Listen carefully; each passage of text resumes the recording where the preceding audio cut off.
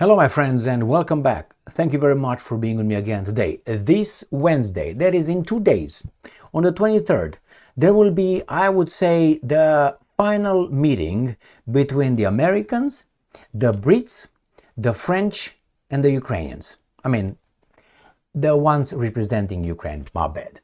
So, I think that would be the last discussion between the four, where the Americans, I think, will tell everybody, okay, boys, I let you have some free time here. Recess is over. Now everybody go to homework. The homework is the one that I give you right now. You do this, and you shut the fuck up for once. I think that's what's gonna happen.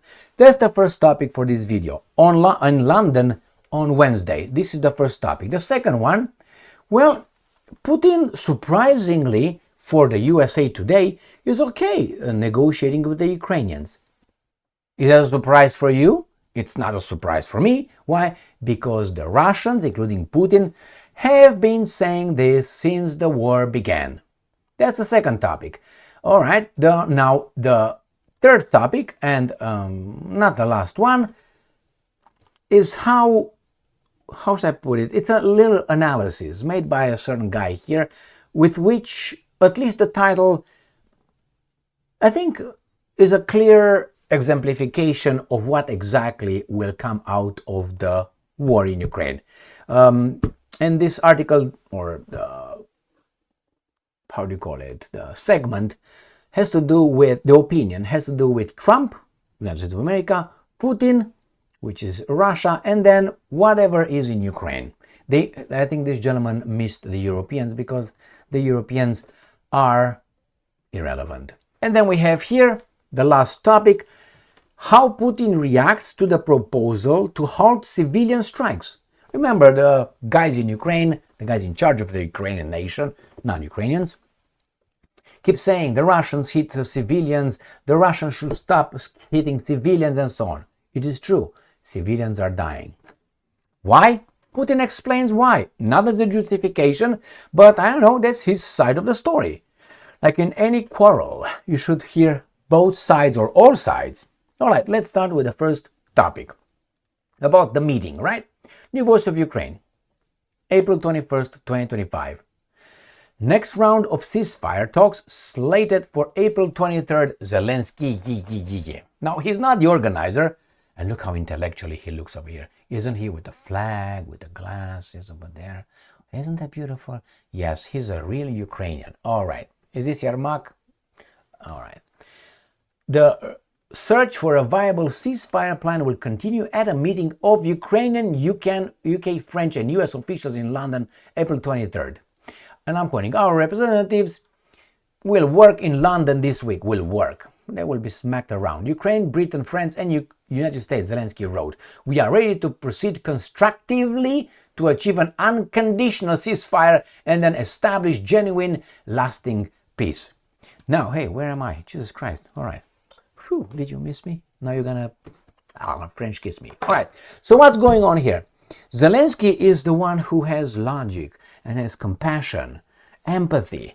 He's the guy who did not start this. He's just reacting, defending our freedoms, our rights, our way of life, our traditions, our cultures. Garbage. No. All right. He is part of it.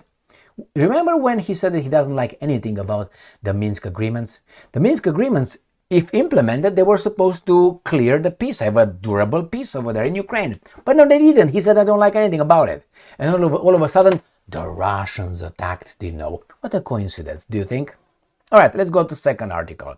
New Voice of Ukraine. Trump's team to travel to London for ceasefire talks on Ukraine.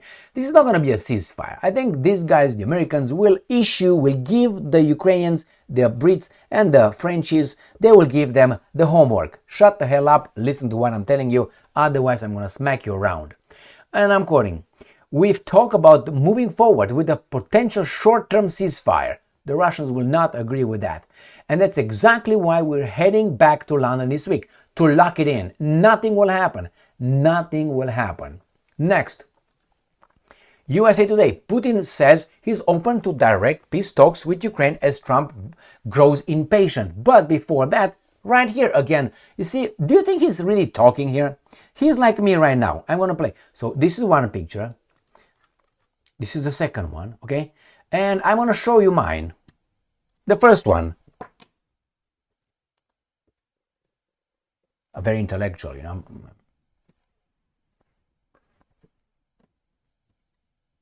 There's Zelensky in the first one. The second one is... Come on, take the picture, motherfucker. All right, I can make thousands of pictures. Do you think he's talking? He's a PR team over there that Zaluzny talked about. Please, Zaluzny, General Zaluzny. That's why he's in exile. You want me to make one when I'm very angry, or when I'm compassionate and hurt? Like I'm taking a shit. All right. So, okay, don't give me these pictures with when Zelensky. They have a PR. He changes clothes. He changes positions, lighting, everything. Like he's always in a picture session. He's a clown. He's a comedian. What do you want? So, okay, let's see what this article has to say. Ukraine form. Ukraine, UK, France, US set to hold talks in London. They're not going to hold talks. As I say, US will tell them what to do. As early as Wednesday, representatives of Ukraine, United Kingdom, France, and United States will hold negotiations in London on an unconditional ceasefire, followed by the establishment of a real and lasting peace. And then they will give the Russians, you gotta do this, otherwise we're upset with you. You are the losers. I spoke with UK Prime Minister Keir Starmer, another loser. A good and detailed conversation. Already this Wednesday, our representatives will be working in London, because he has to be like a man. Ukraine, the United Kingdom, France, and the United States, we are ready to move forward as constructively as possible, just as we have done before, to achieve an unconditional ceasefire, followed by the establishment of a real and lasting peace, Zelensky said. And again, look at him. Do you think this is really the meeting? So this is another picture of Zelensky being in action. I can make that one too. So let's see what Putin says right here. According to these guys in USA Today, Trump grows impatient. You stay in line, Trump, because you lost. US lost, and now you try to just save face. Right there. Putin says he's open. He always been open. Now say with Ukraine. Listen to what he says. This guy say like this. Putin and Zelensky face pressure from the US. To face pressure for someone, it means that someone can have an impact. The US tried to destroy these guys for about 4 years and they were unsuccessful. For 3 years. Which has threatened to walk away from its peace efforts unless some progress is achieved. You know what Trump, the United States of America, is doing right now? They try to avoid accountability for losing in Ukraine. And then they play the mediator role, supposedly. No, you're not the mediator, as I said many times before. They are the losing side. But Putin lets them be the mediator, play the mediators, give them the terms. Doesn't really matter. What you identify is what you are. That's what matters. Why? Because maybe something good is going to come out of this. So he allows the Americans to consider themselves mediators. But Trump really thinks he's the mediator. You're not a mediator. You are the negotiator for the losing side, which is you mainly. Remember, $200 billion, HIMARS, Patriots, Abrams, F-16s, intelligence, satellites. They don't come from Bangladesh. They come from the United States of America. So then don't give me the mediator. You were part of the losing side and now you want to say, well, because we're losing, I can't tell my baboons in America that we're losing and we lost. Lost meaning we couldn't kneel Russia. That's the losing thing. Not that Russians are winning. They're winning because they're not broken. That's what it is. They're not pushed back and they're not kneeled. That's the Russian victory. And United States' victory is if they would take over Russia's raw materials, military, intelligence, political culture, and, well, take as an example Romania. What they did to Romania, they want to do to the Russians, but they can't, because the Russians are not Romanians. So now he's losing and he says, you know what, if you don't agree with me, because I identify as the mediator, I'm going to walk away. To go where? Well, I'm not part of it. Yes, you are. Come back here, sit down. You are the one. You are the one. If I remember in 2014, it was not the Brits. It was the Americans with Victoria Nuland, if you remember correctly. So you are the one, the initiator. It was you in 2008 in the Bucharest NATO summit when you said one day Ukraine and Georgia will be part of NATO. It was not Great Britain, so it's you 100%. So sit your ass back here, you're a loser, and you negotiate from a losing standpoint. Unless you wanna, nuke the Russians, will you? Or get your fat fucks from America with pink hair and snipped balls to fight for exactly what? For their soybean fucking latte? I don't think so. So sit your ass down here. The immigrants will not fight for you. Why? Like the Foreign Legion in France. The legionnaires, the foreigners with balls, will not fight for the French. Where are the Frenchies? Drinking their soda and the tea, the wine, cutting the cheese and philosophizing and reading, philosophy over there on the outside restaurants. Jesus, on the patio. All right, let's move on. Oh, let me show you more here. Russia and Ukraine have said they are open to further ceasefire after 30-hour Easter pop. All right. It's because Putin, right here, this is what Putin said. Putin, speaking to the Russian state TV reporter on April 21st, said fighting had resumed after Easter ceasefire, which he announced unilaterally. We have always talked about this, that we have a positive attitude towards any peace initiative. So it's not because of Trump or anything like that. We hope that the representatives of the Kiev regime will feel the same way about talking, peace initiatives. Kremlin spokesman Dmitry Peskov, quoted later by Interfax news agency, told reporters, and I'm quoting, when the president said that it was possible to discuss the issue of not striking civilian targets, including bilaterally, the president had in mind the negotiations and discussions with the Ukrainian side. By the way, did you know that Putin said, I don't mind Zelensky being in the Ukrainian delegation and being over there in the room. He didn't say in the room, but in the Ukrainian delegation. But he said he would not have any authority to sign any documents because he's not the legitimate president of Ukraine, according to the Russians. So they're okay with having the baboon over there. On the contrary, don't you want to have the loser in the room and looking in his eyes and say, I beat your ass? I think that's exactly how Putin looks at it. And let's go to this one. Russia Today. Trump wants a deal. Putin wants victory. Ukraine will get what it deserves, which is probably no nation, no country, no freedom. Nice try. They used you.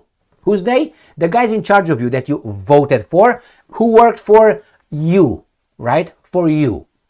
That's it. Trump wants a deal.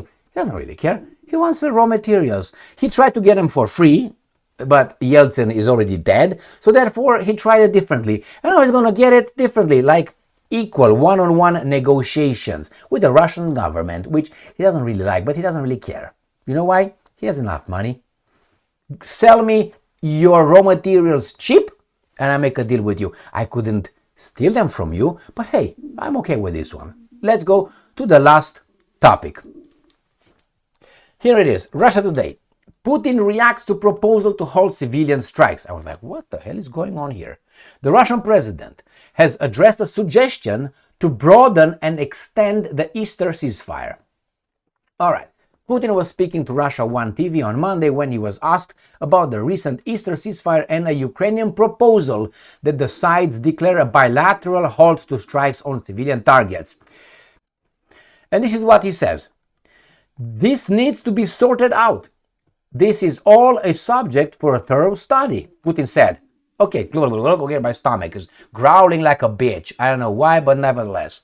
And I'm quoting again. Everybody knows the strike that our armed forces delivered at the University Congress Center in Sumy. Is that a civilian site? Sure, but it was being used to award troops who had committed crimes in Kursk region, he said. Right? And again, I'm quoting Putin. We consider those people criminals who must face accountability for what they did during the incursion into the Russian border region. Putin explained this was done precisely to punish them. The Kiev authorities, together with foreign curators and assistants, tried to organize the production and testing of a new missile system. He says it's a civilian facility, but it was used for military purposes. So what he's saying, he said, well, as long as you will have, so he's saying, as long as you, military, uses civilian facilities, we're going to target you. And the hell, what's going on after that? After all, look at Gaza. Do you hear that? I think I'm giving birth of a poop. I was about to say something. Anyway, so he said, well, hide among civilians, we're going to target you. That's what it is. And he's going to do it. Do I agree with that? No, I think the Ukrainians should conduct their defense of their motherland in a, how should I put it, more noble way, which is facing the enemy, or, you know, we're not like in the Middle Ages, poisoning the wells and burning the villages and, okay, I think we're done. Growling. We're done with that one. So he said, hide over there among civilians, we're going to target you. It's your fault, according to Putin. Thank you very much for being with me again today. Stay strong, stay smart, look for the truth, and be just.